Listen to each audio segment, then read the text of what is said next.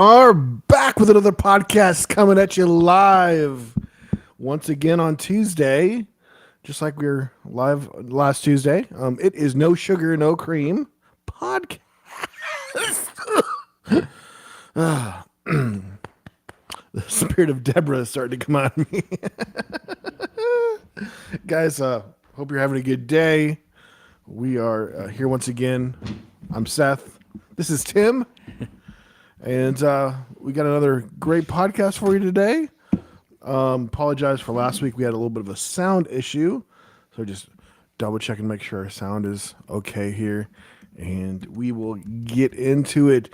Guys, loving the weather. Another warm day. We still get the cold days and the warm days. It goes back and forth. But yeah, surviving in Nashville. Tim just came back from a trip. He went to Memphis, saw the Grizzlies and the Celtics play, so he'll tell us more about that. But last night I went and played some poker, and did too shabby, made it to the final table, but ended up I think 8th or 9th or something like that place.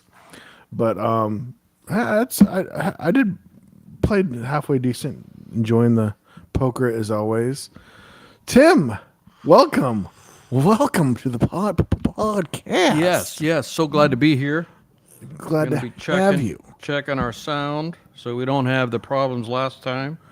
Yeah, just a little bit of no sugar, no cream.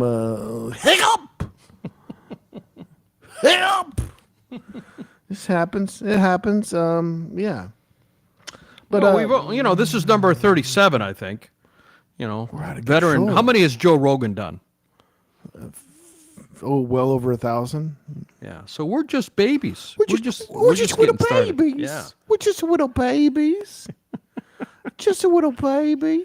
Yeah. How many has She's Your Daddy or whatever it's called? Number 2 podcast. 1,000? She's up there. I don't know if she's hit 1,000 yet. I mean, Joe Rogan's been going for 10 plus, 15. Yeah, I mean, years. if you rank the podcasts, you got Joe Rogan number 1, and Who's Your Daddy number 2, and No Sugar, No Cream number 3. We're right behind Who's Your Daddy, right there. All right, looks like we're starting off on the lion thing right away today.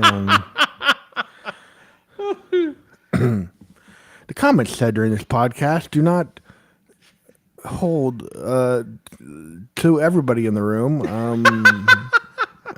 Some things are made just out of off the cuff, and we cannot be held accountable for the words that come forth from our mouth. Please put on a filter of some sort. Maybe a Snapchat filter. I don't know what the kids are doing nowadays. You can turn yourself into a whole another person. There's that lady that went over to a crazy story. I don't know if you know about this, but there was a lady that ended up just kind of catfishing by putting a filter on, and she went and thought she was going to marry this guy overseas, and it was somewhere like a desert area, like completely. I mean, it's somewhere like Saudi Arabia or something like that, but like not a third world country, but probably pretty close to it. And she went over there, and he just disappeared. He was like, "You are not who you said you were. Like, you don't look like your picture." And so she didn't have anywhere to. She didn't have anything to do, so she ended up in the news and stuff. She was asking for money. It was just the weirdest thing. She was asking for money from the country to fix things in the country.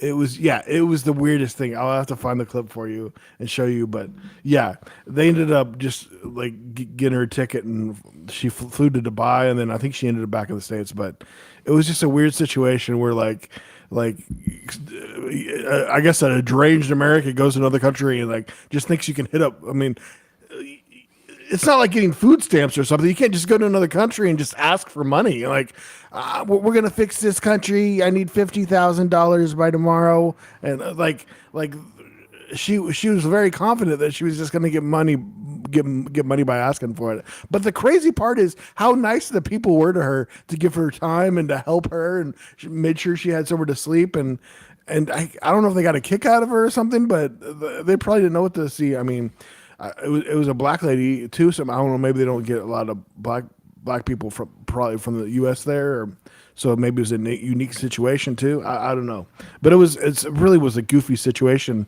and I don't think I've seen the final chapter on that whole situation.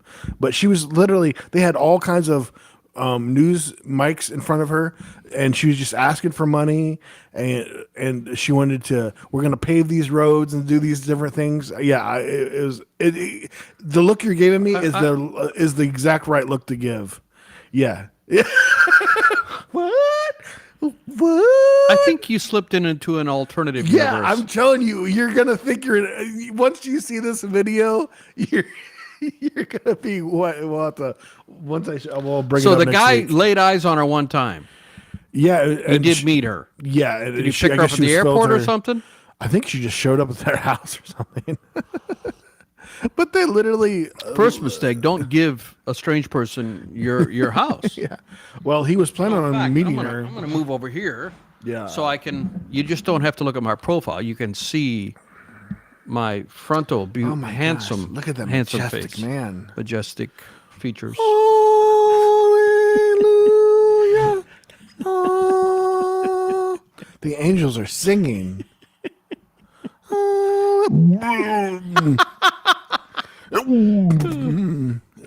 So, yeah. So I was in Memphis last night and watched the Celtics win the game against the Memphis Grizzlies, and they set a record. They had a road trip, and they won all 7 games on the road trip, and that's a franchise record. The first time the Celtics are a storied franchise. I mean, they've won the most championship of any company, any company of any team, and all company. those, they won 8 in a row back on Bill Russell days, and Bill Russell won 11 before he retired, and so they had some great history there, but they've never won 7 straight games on a road trip, and these Celtics did it. So my first question, along with 20 other ones I have about last night. No, my first question is, was the little girl that sat in front of you, was she confused why you were so upset when your team was winning by 10?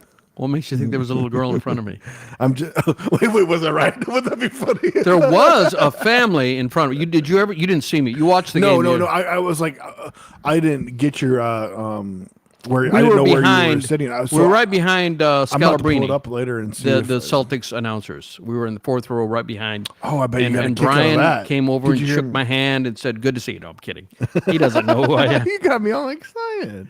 We were like probably less than 10 feet away from Scalabrini, and then Dan somehow got us into the secret passageway right behind the front row, and that includes the bench. I was as close to Jason Tatum as I am to you, and he was on the sidelines. It wasn't halftime yet. It must have been a timeout. And Did he say Tim Wolf? Exactly.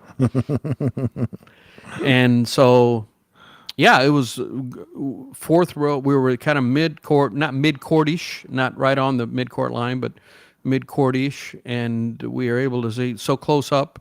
You can see their expressions. You can see how hard they work and how the game is a game of inches. The ball, your outstretched fingers, and you deflect it or you don't deflect it, or you block it or you don't block it. Or you get poked in the eye. Or you get poked in the eye, yes. That's the first, when you say outstretched hand, that's the first thing that pops in my head. It's incredibly physical. And, it was great to see Al Horford had a great game. I think he had 26 points or 27. He's 38 years old. And Was how the stadium look? Was it It's a pretty beautiful nice stadium. Yeah, it's. I mean, again, I guess I'm not the person to ask because we went to the Titans stadium game, the Nissan Stadium, and I thought that was a wonderful stadium. I know, and they're And then building I a found out brand they're new tearing one. it down and building a new one. I'm Yeah, like, what's the- wrong with it? one more I mean, year. so I'm probably not the right guy to ask. I there's nothing wrong. Why are you building a new Yeah. one? So maybe I'm easily pleased, but I guess the new one's going to be a dome. So Yeah, it'd be exciting. I know I'm thinking about getting season tickets there. Just go to a few and then sell the rest. I mean, kind of just pays for itself.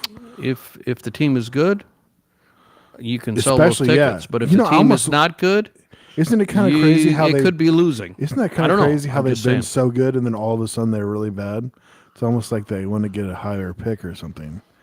It's like Have they been not good? I don't follow it. They all. were horrible this last year, but before that they had I think fairly Well, they they never had seem. winning Have they even seasons. made the playoffs in the recent 7 years? I think they did just a couple years ago. But never went far.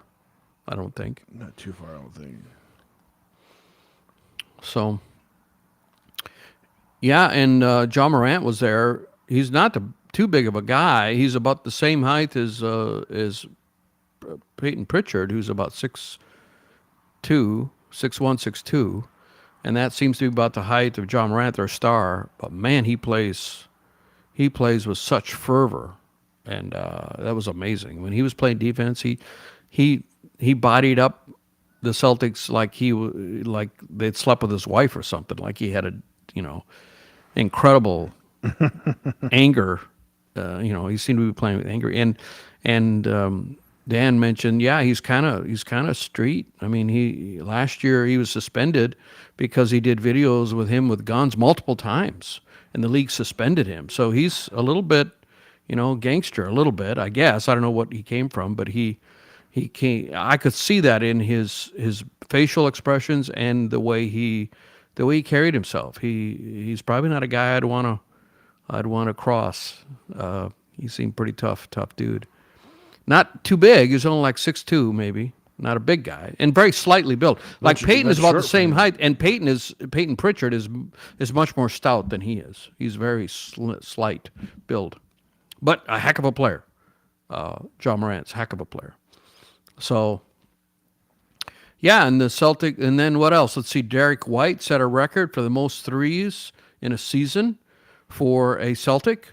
He broke Isaiah Thomas's record with 2 threes. He tied it with the first, and then he broke it with the second. And when they traded for Derek White, there was a guy who wrote an article that it was the worst trade in Celtics history. And I've read you the article because it's one of my favorite things to look up, how wrong these sportscasters can be. A Boston sportscaster. They're really good at that. They're really good at being wrong. And he wrote this very heated article about how horrible of a trade it was to get Derek White. And he can't shoot threes. And we gave up Richardson was his last name, who was a guy played at the end of the bench. He was like 9th player on the team.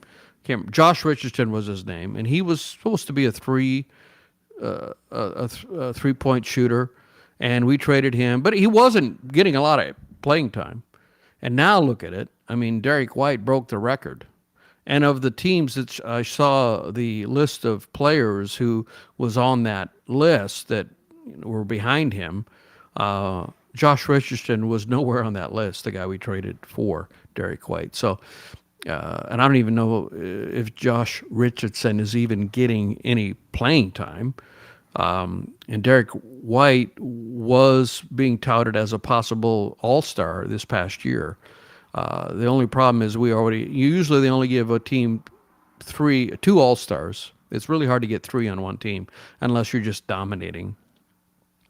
And we already have Jason and Jalen are our 2 all-stars that typically, and got voted in this year, Jalen Brown and Jason Tatum. So it's hard to get a 3rd all-star, but they were pitching Derek White. But I mean, he's playing at an all-star level.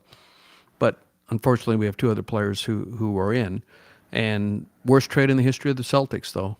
That's sarcasm right there. He was a phenomenal player. Broke the record for most threes on the Celtics. Yeah, they're So, looking good. They're looking good. Well, we got about 10 games left. yeah, roughly about. Oklahoma City, going to be tough. And on the East, the Cavaliers, the Pacers, Indiana Pacers are going to be tough. They just came last night. They won. They were 16 down, and they came back and won against the Sacramento, I think, and they're on a roll. So a lot of teams are getting ready to go to war, and that's what it is. You got to peak at the right time. So once again, guys, if you think we should have a sports podcast, let us know. We're just basically turning it into, yeah. Following up on the well, I mean, we were just at a game last night, so it's definitely something on our mind.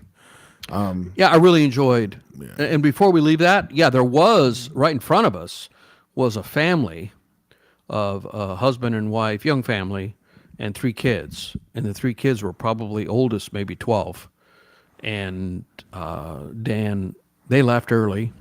They left before the game was really over. I mean, the Celtics were up, but it was still somewhat in doubt, and they left. And Dan was sitting, my friend who I went with, was sitting right in front of them. And he, on the way back, we talked about them, and he said they were 100% season ticket holders, in his opinion.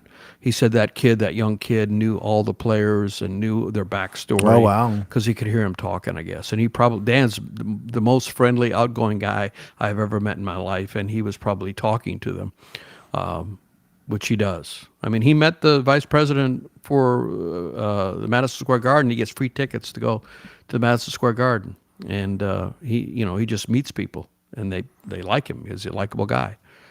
And I don't have that gift. People don't like me. They want to get away from me. You're a jerk. Get away from me. Just my demeanor, I guess.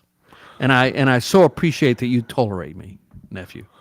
You do tolerate me, but you're required to because we're related. It's a burden. It is a burden. It's a burden that.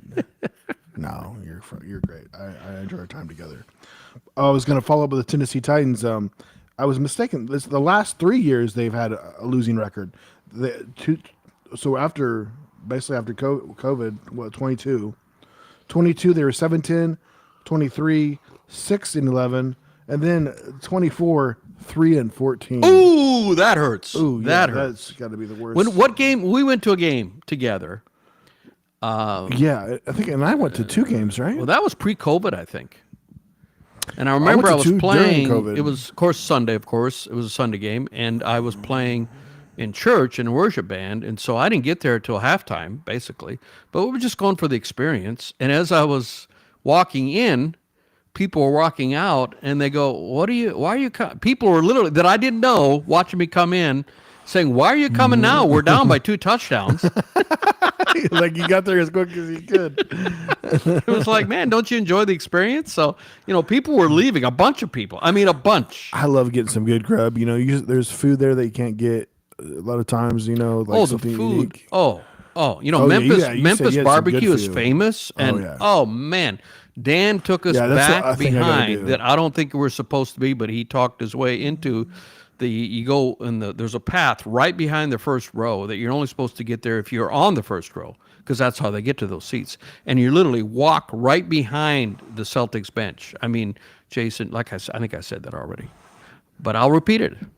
Please repeat. I was as close as you and I are to Jason Tatum as we walked behind the bench, and then we go to this restaurant there and watching the game on the TV. And they gave us a bowl of food, and they gave a hunk of meat, of barbecued meat. That thing was like 5-inch cube. I mean, it was a solid piece of meat. I've never seen a big piece. What's that? A cube, not a spear. A sphere? Sphere. I can't even say sphere. Make this joke because I called the big in Vegas. The thing in Vegas, which is the sphere. I called it a cube. And he was calling it the cube. Those are radically different shapes, Seth. And John Mayer's playing there, you said, right now. Yeah. Anyhow, my friend Dudley went there and saw U2 play. Because remember when they opened it up? When the Sphere opened it up. Was it last year? And the first ones, and the U2 was the first band to play there for like a month. They played a number. They had a residency there. And John Mayer's there now. Maybe we should get tickets and go. Yeah, maybe we should. We should look at cheap tickets to Vegas, right? Yeah. Oh, yeah. Yeah. Very cheap. This is your task. Find tickets to Mayor at the Sphere. Task acquired. Reporting for duty. Google, here I come. Oh yeah. Yeah. So the meat. I mean, so they gave us this Meat, bowl, barbecue. this Yeah. bowl, and it had vegetables, and I think it might have had some rice. They just put it in there, and the piece of meat had a bone in it, so it was bone in, and I couldn't eat it all, and neither Dan couldn't eat it all of his either. I mean, it was great food. I mean, Memphis, if they have anything, they have great barbecue. So Right. It's, yeah. Memphis is well known for great barbecue, great food, and they certainly lived up to it. Have you ever been curious about going to the Elvis Presley? Very much so. Very No, much so. we'll I've have to never do been that. there. We'll I've have to never do that been sometime. Yeah, and actually, Dan, we talked because it's a drive. It's a 3-hour drive there and a 3-hour drive back, and we're talking about a lot of things. And I asked him how many times he'd been to. He asked me, it was the last time I've been in Memphis, and the last time I'd been in Memphis was when I saw the Celtics play the Grizzlies. Oh yeah, they won that game. I'd forgotten about that. That was 2023, I think. I was thinking they hadn't won. They won that game. Yeah, that was the last game I saw before this year. I didn't go last year, but in 23 I went to the last game when they played the Celtics. I was coming back from Texas. I was playing music in Texas, and I was coming through. I remember that. And Okay, I was like, man, I wonder if you- I know the Celtics are in Memphis. I wonder if I could get a ticket. I was coming through, and I got into Memphis about 5:00, and I stopped at a truck stop and got a ticket. And I got a ticket. It was in the nosebleed seats, but it was like $25 because Memphis wasn't any good at all. They're good now, and so tickets were easy to get. And so on my way back to Nashville, I stopped there and went to that game. That was the last time I was in Memphis. And Dan said he had gone to Elvis's place, and he said he didn't go in. He said it's like $80. I was thinking at least 50. It's like Yeah, that it's sounds expensive it's to get in, and he expensive, was yeah. like, "Is this really worthwhile?" But I mean, Elvis, I'm willing to pay it. Yeah, I'm willing it's to pay it. iconic. Yeah, I would be too. I would love to go to Graceland, and I also want to go to Stax Records studio, where all the great hits, were recorded. Stax Records was famous in the '60s and '70s, and also Sun Records. If you can go visit that, that's where Elvis recorded. Where Elvis was found and did his first recordings in Sun Records in the '50s. So at one time Memphis was Music City of Tennessee, and Nashville was just a sleepy little town that had this very small niche music called country music, country and western, and it wasn't big like it is now. And Memphis was the place for music in the 50s and 60s, and they kind of fumbled the ball. And Nashville has taken over, and now Memphis, Known for a lot of crime, right? known for a lot of crime. Sadly. Yeah. A little fun fact. I'm guessing you probably know this, but a little fun fact about Elvis. He had a twin that was like stillborn. Didn't Isn't know that crazy? Yeah, a lot of people don't know that. It was like, I think it was stillborn. Stillborn. Wouldn't that be crazy if there was two Elvises? Wouldn't that be wild? I mean, It would have been it's wild. crazy. Yeah. Would have been wild. Yeah. Of course, after he died for decades and decades, Elvis sighting. He really didn't die. Elvis sighting. People were saying I don't see that anymore, but for the longest time, Hanging out Tupac and was UFO. like-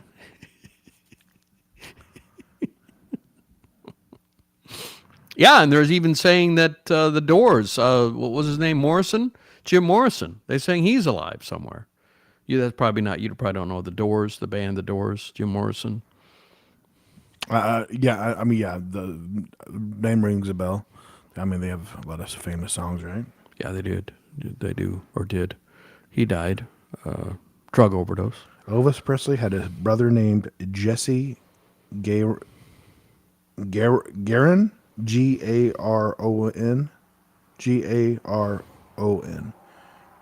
Garon Presley, who was stillborn. I didn't know they named him and everything. Let's talk about Memphis a little bit. So, when I did my 14-song recording session in Nashville with the studio band, And I finished the second song, my parts, over the weekend and sent it to my mixing agent. And this is all going to come out at one time. I thought we were going to do them one at a time and release them, but I learned the process that this is high level. These are high level guys. And my engineer, I said, we got to master this properly. And he said, normally you finish all the recordings and master them at one time. And that is the right way to do it. And so none of these songs are going to come out until we finish all of them. So I finished my parts. We've done 2. But one of them is called West Memphis Lawyer. It's a cover written by Steve Wiggins from one of my favorite bands from the 90s called Big Tent Revival, a Christian rock band, Christian blues rock band. And they put out a song called West Memphis Lawyer. And West Memphis is in Arkansas, right? Did you know that? Mm-hmm. West Memphis is not in Tennessee. It's in Arkansas. It's across the river. And that song is a Christian song. It's kind of a harsh song. It says, when you stand before the Lord, when we stand before the Lord for what we've done, all the lawyers in West Memphis can't help you none, is one of the lines. And so apparently there must be a lot of lawyers in West Memphis. Otherwise, I mean, Steve Wiggins was from Memphis, the guy who wrote that song. And he's now a worship leader in California, still in music. I don't know him personally, but I do follow him on Instagram, and he has liked some of my posts. But he doesn't know me personally. But he may catch it when I record one of his songs, and that'll be coming out sometime later this year. West Memphis Lawyer. So, and every time I go through there on the way to visit your parents, because you go to get to Hot Springs, Arkansas, which is where Seth's parents live, we go through Memphis and cross the Mississippi River, of course, and get into West Memphis. And I'm always looking for billboards about, lawyers, because the implication from somebody writing a song, all the lawyers in West Memphis, you would assume there's a lot of lawyers there. Otherwise, it doesn't make sense. If there's no lawyers in West Memphis, the song kind of, all the lawyers in West Memphis, well, if there are no lawyers there, then obviously they're not going to be able to help you. Maybe that's the meaning of the song. There are no lawyers there, so they're not going to be able to help you. They're probably overrun by those commercials. You probably turn the TV on anywhere around there. And that's what I'm thinking. So it must be a place like, where the lawyers are advertising, and maybe that's there. And it'd be interesting. Why would a lawyer be in West Memphis versus Tennessee? I mean, the laws are different when you practice law in a state versus another state. So now I know you can pass the bar in multiple states. I mean, the big law firms are licensed to practice law in many states. Or even probably have offices in different states, right? Probably, absolutely. You get those one that have the 800 numbers. Yeah. So it just, if anyone knows is from that area, what is the deal about West Memphis Lawyer? Is it a common thing that all the lawyers from that area have their offices in West Memphis? Because otherwise that song, and the only reference I have for that is the song by Big Tent Revival written by Steve Wiggins called West Memphis Lawyer. And so are you Googling it? Yeah, I don't. I've actually Googled lawyers in West Memphis, and that nothing comes up. Yeah, I'm about to say it's probably going to be a little bit of research to try to figure out the information. But my first thought is that maybe there is a lawyer group. Maybe they saw something, or maybe there's maybe ads or something where they make them think of West Memphis, like they just stood out, because a lot of the times some of the funniest things are these local ads, and then you get some funny lawyer ads or just ones that really stick out at you. Usually, I'd say a lot of times are the crazy ones are the car dealership. Yeah. Car dealerships go hard, go crazy hard. When it comes to songwriting and songwriting titles, and also songs don't have to be real. I mean, one of the sayings is, don't let the truth get in the way of a good song. So maybe that was what Steve Wiggins was doing when he wrote that song. And the phrase West Memphis Lawyer, that kind of rolls off the tongue. And it doesn't roll off the tongue as much as if you just said Memphis Lawyer. It doesn't have the cadence to it. And so maybe it was just a songwriting method. And some of my favorite songs, especially in blues, have a direction in them, like south or north or east or west, And so my buddy and I wrote a song called East Nashville. And I haven't released that yet, but that's on my hard drive. And the whole purpose was to write a song with a direction in it, one of the 4 directions, because it just adds some spice or flavor. If you just said Nashville, but East Nashville Girl. Actually, it's called East Nashville Girl is the name of the song. Is that why Kanye West named his daughter Northwest? Maybe direction. I don't know. But it's just a tool. It sounds more interesting, East Nashville Girl than Nashville Girl, doesn't it? That's what that's what I thought when we wrote the song anyway. So maybe it's just putting a direction on there. And can you think of any other songs that have the direction in them? I don't know. There's one that was by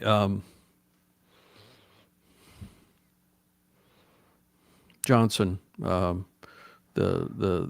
blues guy that supposedly had a pact with the devil, Crossroads. And he wrote the song Crossroads. Do you remember the movie Crossroads with the Karate Kid guy? Remember that movie? No, I haven't. Who was the Karate Kid guy? He played Karate Kid. Gosh, it's on the tip of my tongue. We're both having I was just Italian saw last something. name. Yeah, Italian last name. He was in a famous movie. This is the 25th anniversary of it, actually, and it was called Crossroads, and it had Steve Vai came on and did the parts where they had a dueling Ralph Macchio. Ralph Macchio. Speaking of which, Ralph Macchio and Jackie Chan are doing a new Karate Kid movie. Nice. The trailer's really so good while too. you're looking at that, look at Crossroads. Crossroads, okay, yeah. By Ralph Macchio, and it apparently came out in 2000 because Steve Vai has been posting a whole bunch of clips. This is the 25th anniversary of this, and where he played 1986. It's not the 25th anniversary. 1986. It did come out in 1986. Yeah. Crossroads? Yeah, 1986. That long ago? Yeah. With Ralph Macchio? Here, let me message them. Wow, you were right. Yeah, it's 1986. Oh, good. So it wasn't 25 years ago. I was about to message them to call them liars.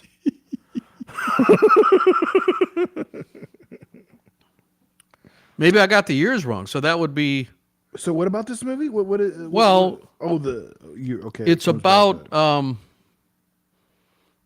it's about the song Crossroads that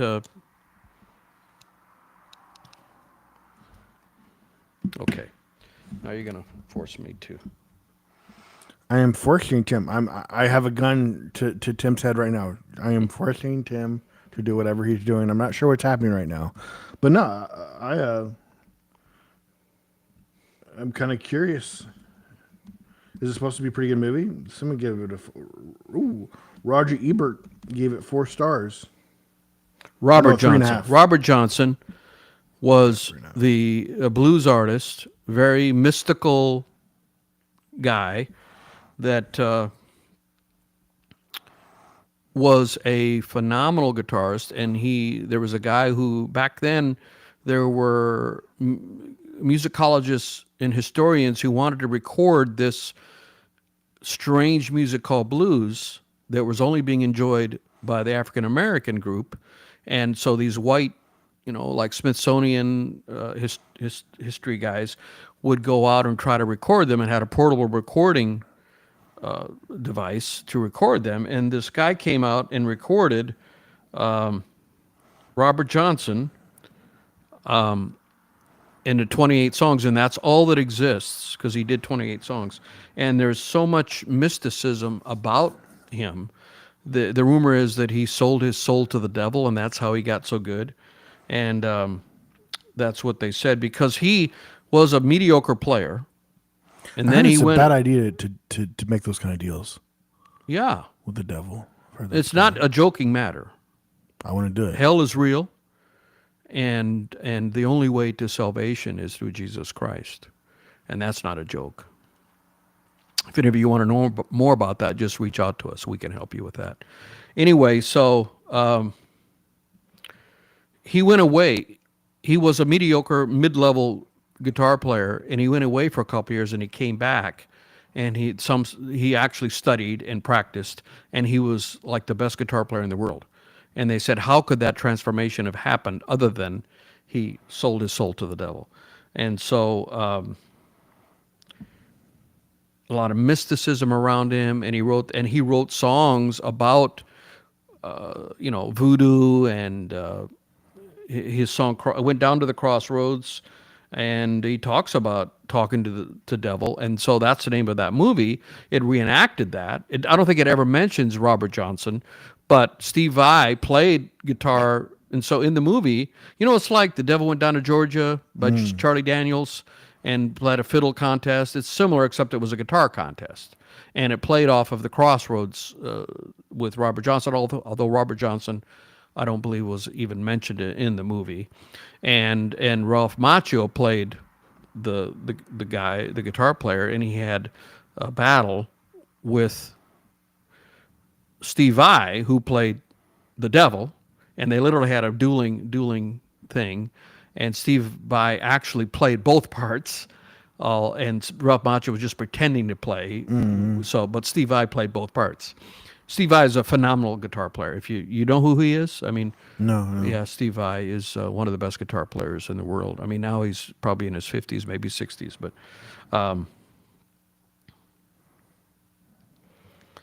so he was recorded in Jackson, Mississippi around 1936, and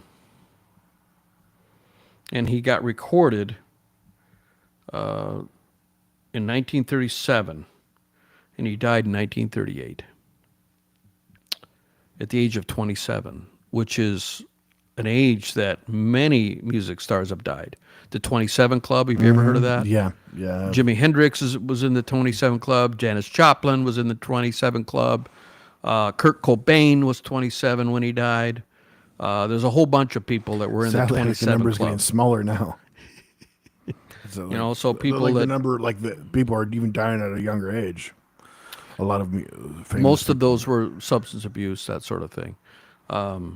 So Robert Johnson was one of them who died at age 27. And so he was recorded like a year before he died. And those recordings are famous among guitar players. And a lot of people try to figure out what he was doing.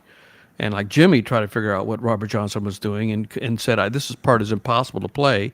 And then he found out that it was actually played at a lower speed, and then they sped up the tape. Can you record something and then you speed up the tape and all the pitches go up? Because he sounds, in that recording, he sounds super high pitched, like he's singing at a high pitch. Well, they recorded it at a slower speed, and for whatever reason, maybe a mistake, when they overdubbed it and made it into a recording, it got put out at a higher speed. And so it's impossible to play because nobody played it at that speed. Even Robert Johnson didn't play it at that speed. That's funny. So that's not the only time. The song, there's a famous Beatles song that the piano part was played, and then they sped it up double speed, and it sounds like a clavichord in a way. It sounds like and what song is that? And so it's not uncommon, I should say. I don't know that it's common. Back when they used record, now you can do it digitally. Now everybody's auto-tuning their voice. Yeah. Because, I mean, not everybody, but a good percentage of people. Well, yeah. I mean, rare is the person who is an auto-tune. And there are some artists that say, I'm not auto-tuned, but most likely their engineer is auto-tuning them and not telling them. It's the standard practice. Yeah. I mean, you go to a concert and they're using auto-tune. A big stage, they got auto-tune in real time as they're singing. Because our ears have become so accustomed to a perfectly tuned voice that we wouldn't tolerate and I actually, when I went to Hollywood, to West Hollywood, and I went to production camp, and they had some stems from some of these great classical recordings and they played just their voices. See, they got really good at hiding out of pitch vocals. They knew how to hide it. And even the owner of Westlake Studio, L, said that when he first heard these, he said, these got to be, just practice runs or something. And he was reassured, no, these are the actual tracks from the recordings that we know and love. And when you listen to the vocals isolated, they sound horrible. They're off pitch. Some great tracks that you would know the songs. I don't remember now. I probably wrote it down in my diary, I suppose. But because I record a lot of things in my diary, I could look it up. But that was 10 years ago. That was 2016, so 9 years ago. So I don't remember offhand. But now you wouldn't put that out because you would use Autotune or Melodyne. Autotune is a brand. Like Kleenex Autotune is a brand. Certain brand. Oh, Yeah. interesting. I didn't know that. So it's like saying a tissue is a Kleenex. Right. It's a brand. Kleenex is a brand. Autotune is a brand. There's also Melodyne, which is another company put out by Selamy, which is, I think more people are using Melodyne than Autotune now. But it's just weird to say, I melodyned my voice. It's not as catchy. Back to East Nashville and West Memphis Lawyer. It's not as catchy. You want a catchy name, right? You want it to roll off your tongue. It's like it's hard to say anything. It doesn't matter what website you're on. You're still Googling, and you say whichever. Just Right, use Googling exactly. away. Yeah. Binging just doesn't sound. I'm binging that. I'm going to bing that. That doesn't ring. That doesn't ring out. Or who was there? Mr. Jeeves or Mr. Jeeves? Remember another search engine was Mr. Jeeves. Remember that back in the day? Jeeves. Oh, Ask Jeeves. Yeah. Oh, Ask Jeeves. My bad. Yeah, My bad. yeah. I think it had a number of names, but it was like, then it went from Ask Jeeves to just ask.com. Oh, it did. Okay. And then they took away Jeeves. And what were some of the other ones? I mean, there were a bunch of them. Dogpile. Dogpile. And the crazy part is a lot of them still use Google because Google had the best. I mean, it's just they figured out stuff, and you can see too how how things are compressed. Like YouTube TV, like they're going off of that probably that same technology where they just compress things real well. I've always been able to like things like on your phone will just run so much better with YouTube TV and YouTube, and then then you try to even just use TikTok, and it just seems to use more bandwidth for TikTok. Where going on cruises, the fastest speed still can even make TikTok work correctly or something. Still can't make it work. Right. I think now it can. I Now read they're the news. switching over Read to- the news, a headline, but I mean, headlines are hard to believe these days. Are all, but it said, I think President Trump said that there's going to be a final sale of TikTok within days. Yeah, they're the final. They're supposed to have. But he Deadline, he but does. they You got to change admit, it. he says a lot of things. He said lots He of says a lot of things that don't come true. So you can't rely on that. I'm not going to that's bet his that's thing. going to happen. Yeah, that's his thing. He just throws everything out there. No, We are not going to. I am not going to. We're not doing a political. We're not doing TikTok. a political deal. We may do sports, but we're not. I don't want to do a political You're commentary. talking to yourself. one. I didn't bring up anything. I don't know what politics are. I've never heard of that word. What is this word? Polly wants a cracker.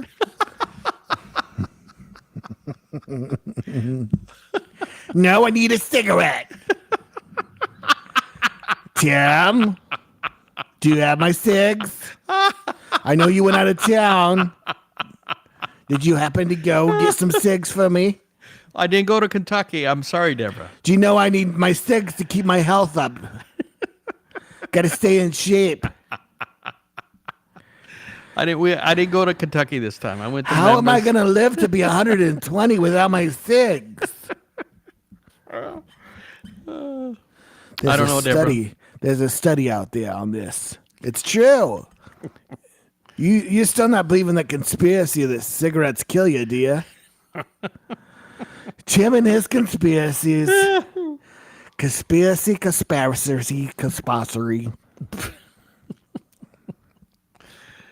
Oh my gosh, Deborah, you need to go away. I'm done talking to you, Deborah. But I'm not done talking to you, Tim. You thought I was going there for a second, didn't you? Still need my box of cigs. If I give you a box of cigs, will you go outside and smoke up one or two? I'll smoke the whole box. It wasn't fitting. You better.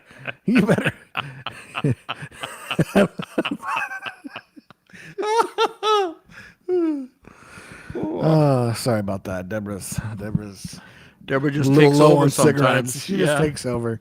She just takes over. Oh, well, we're talking about cigs. Another song that I recorded, and it'll be coming out later this year, called Cigarettes in the Freezer. I put Deborah's cigarettes in the freezer. No, that's the name of the song. So in South Dakota a few years back, when I was living there, I moved to Nashville in 2017, so it was before that. And I would, late hours, weeknight, I remember. I went to the convenience store to get some snacks, I think. And it was probably 11, maybe close to midnight. And there was a line, to check out, a couple people in front of me. And there was a woman in front of me that had a whole carton of cigarettes. And I don't know why I spoke up, make conversation. Sometimes I'm in a friendly mood and I just started talking to her. And she said that she realized she was out of cigarettes. And so she came to town to get some so she'd have some when she woke up. And she said cigs don't keep that long unless you put them in the freezer. And so she buys a whole carton and puts the ones she's, maybe one pack she keeps and puts the rest in the freezer. And so I thought, cigarettes in the freezer, that's a song hook. That's a song title. And so I wrote this entire song from it. And I took it when I came to Nashville. And this was talking about songwriting. This was something I learned. Chris,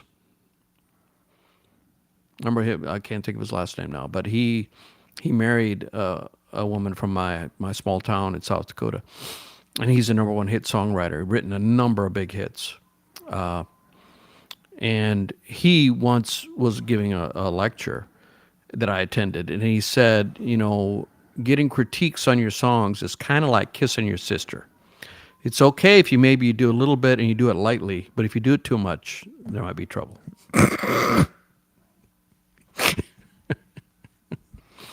So critiques. I mean, a lot of people, songwriters, come to town, and they think that they have to go get critiques, and you can pay money to have people critique your song.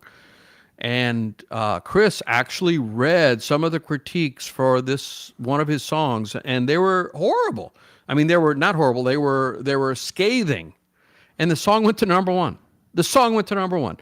But the people that were critiquing it, he said, so don't rely on those critiques. So this song, I came to Nashville, and I remember showing that song to.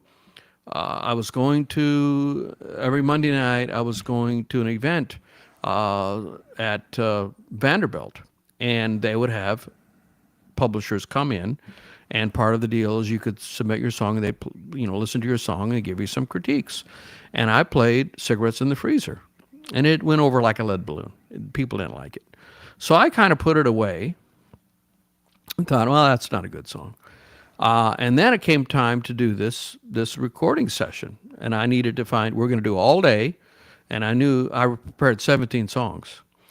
And these guys are pro studio musicians, high-level stuff. And they've played with some great names. But now they've decided they don't want to tour, so they just do studio all day long, every day. And I brought in 17 songs. One of them was West Memphis Lawyer, which will be coming out. And we only got 14 of them done. But that's a lot to get done in one day. And about halfway through, they said, your originals are amazing. We need to do all your originals. We need to focus on your originals, I remember they were saying. So we did. And one of them was Cigarettes in the Freezer. And the way they put that together, I am so proud of that song. It is going to be an amazing song. They really made it. It's going to be an emotional song. And so, of course, I believe in it, but if you don't believe in your own thing, how do you expect anyone else to? So I can't wait for Cigarettes in the Freezer to come out. And it's just a lesson for, if you're a songwriter, Don't always listen to the critique or whatever art. I mean, do what's your passion is. I mean, you want to learn, and you want to learn. You learn by showing your work to experts and having what they say back. But there are so many songs of mine that are doing quite well that I've recorded and that got really crapped on by people. And once I released them, they're doing well. Like I remember my songwriting coach, won't mention his name, but I was going to a guy, I would go to his house, and he had a number one. He had some number ones. He had been successful. Scott. No, his name wasn't Scott. Great guy, great guy. And he helped me with, songwriting tools. And I brought a song that was called Wish I Knew You When I Was Young by the Revivalists. And do you know that song, Wish I Knew You When I Was Young? It was a big hit a few years back, maybe 5-6 years ago. What was it again? Wish I knew you when I was young. Wish I knew you when I was young. I guess not. If I played it for you, you would know it. Yeah. Anyhow, I brought that song to him because it was on the charts. And one thing they do in the first chorus, they change the person. Like if I'm talking, I'm going to, and then I suddenly say you're going to, and then he's going to, you get confused. Who you're talking about, So you're you need to not tense, but it's which person are you? First person, second person, third person. First person is I, me. Second person is you, we. Third person is they, are, you're talking about it. So these are, which person are you talking about? And one of the basic rules in songwriting is the whole song should be in the same person, whichever you choose. If it's a third person. Like schizophrenics aren't allowed to write music. But if you listen to the first verse in the Revivalist song, they switch their person. I think the first part of the first verse is first person, and then it goes to second person. And I showed that to my coach, and he said, "Oh, this is horrible songwriting." He says, "I'm going to use that," because he was actually teaching at the local university. He had a class at Belmont, and he said, "I'm going to take this as an example of bad songwriting." He literally said, "I'm going to take this as an example. It's a current hit song, and it's not good songwriting." And it wasn't but a few weeks later, we were at the festival, Bonnaroo, and the Revivalists were there. And I don't know if you were there with me. Was that the year you went? I'm not sure. And I'm standing there with a crowd of people, shoulder to shoulder. It was packed. And the Revivalists started playing that song, and everybody is singing that song, every verse. In fact, the singer stopped singing and just let the crowd sing it. Yeah. Wow. So that's bad, but that's bad songwriting. Yeah, it's bad songwriting. Sarcasm. That was sarcasm. Yeah. No, I don't care what the rules are. If you get that kind of response, that people love your song and they memorize the lyrics and they sing along with you, that's a successful song. For sure. I don't care what the rules are. Maybe they didn't follow the arbitrary rules of maintaining the same person all the way through. But the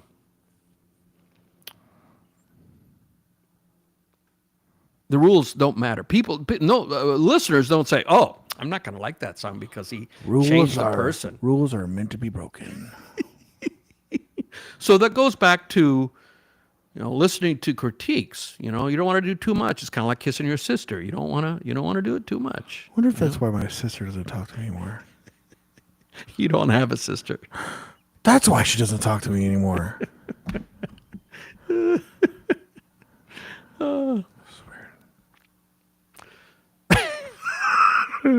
Straight face, go. That's about it right there, guys. I think that's a good spot to leave it. I think so. Guys, thanks again for watching and listening to another podcast. Please follow us on No Sugar No Cream podcast on Facebook. Also, you can follow us on our Instagram and Facebook. And please share the podcast with your friends. Share it there on Facebook. If you want to, give us a rating on Apple or also Spotify. Guys, love you. See you next time. Bye. Okay, that's done. That's one. That's done with TikTok. I already said bye. I'm not going to do it again. Bye, guys. Like I said, please subscribe and follow us. This is my sad face.